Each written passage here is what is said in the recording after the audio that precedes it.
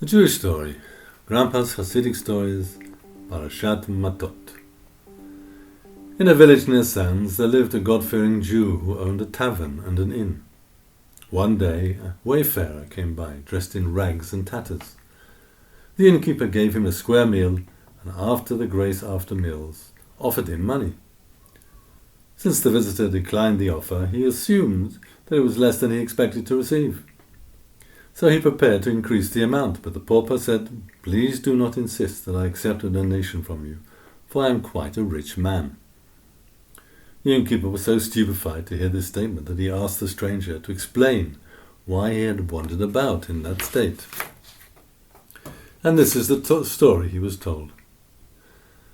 I live in the city of Pest, near which I own several villages, fields and vineyards.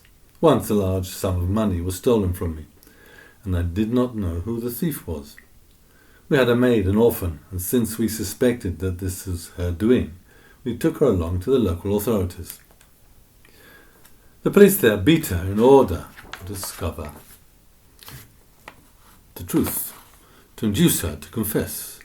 But she insisted she had stolen nothing, and they sent her home to us.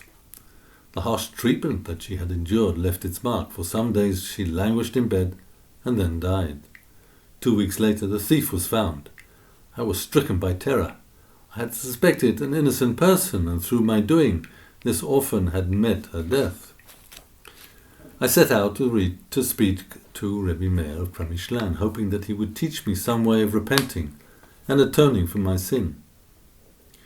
"Choose one of the three," he said. "Either you die, though you will be granted a place in the world to come, or you will be ill and bedridden for 3 years, while the suffering you undergo will cleanse you of your sins, or for 3 years you will wander about as a vagabond, as the law prescribes for an unwitting manslaughterer." I couldn't bring myself to agree to any one of these 3 alternatives, and returned home. For several days I suffered headaches, but mentioned this to no man. Pain gradually spread over my whole body. I was confined to my bed, and the doctor, who was summoned by my family, almost despaired of my life. The rabbi, I tell myself, has evidently chosen death as my means of expiation without waiting for my consent.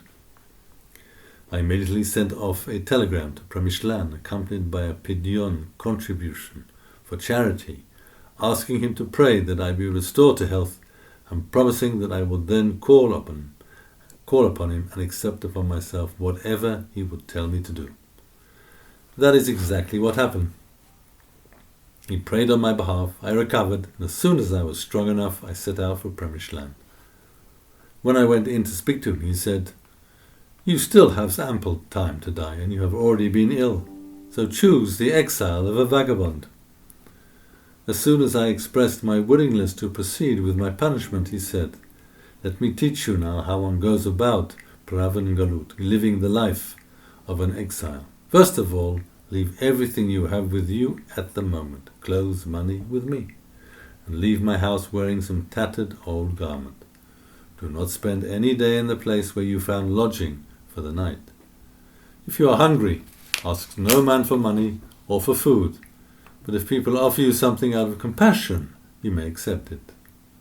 Throughout the 3 years you are not to visit your home. This alone I will permit you to do.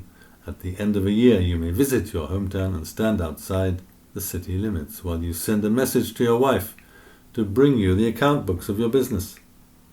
If you see that your business is running at a loss, I will allow you to return to your home, but I promise you that your business will not flounder. Throughout these 3 years you are not to ride in a wagon, but to make your way from place to place only on foot. And when the 3 years have elapsed, you are to come to me. I will return all your possessions to you and teach you how to conduct your life thereafter, so that you will be able to set your soul aright."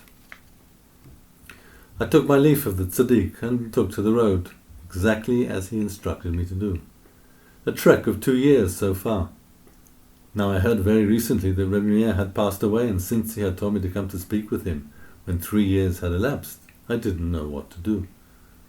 But then I heard that in Zanz, not too far from here, there lives a tzaddik called Rebbe Chaim. In fact, I'm heading in that direction now in the hope that he will guide me. That is why I will not accept your donation. Thank you, because at the moment I am not setting out on another leg of my trek as an exile. I am on my way to visit Rebbe Chaim of Zanz. The innkeeper was so curious to know what the end of the story would be that he set out to Zanz with his ragged guest. The vagabond did not even manage to put his question to Rebbe Chaim when the tzaddik said, "Return to your home, travelling by way of Premishlan.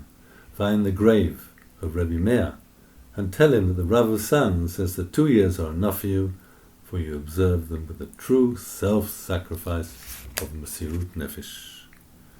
Questions. Can anything atone for causing the death of someone? Question number 2. Why did Rebbe Meir choose 3 years of being a pauper as the form of atonement? Question number 3. Why did Rebbe Chaim shorten the period of atonement from 3 years to 2 years? Shabbat Shalom from Grandpa.